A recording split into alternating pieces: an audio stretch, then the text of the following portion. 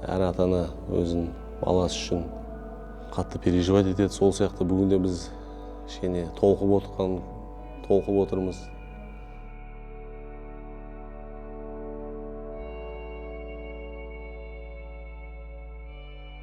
Әрине, әлпештеп өсірген қызымыз қанатта қақтырмай, тұмсықта шоқтырмай деп, мынандай қиын заманда қыз өсіргенде қазір шын келгенде оңай емес. Тәрбие сол бөлек дүние.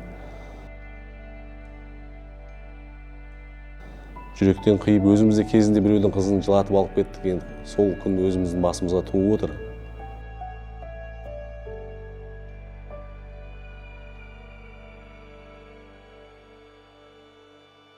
Ал тойымыз тойға ұлассын, Құдай қаласа, екі жас бақытты болсын.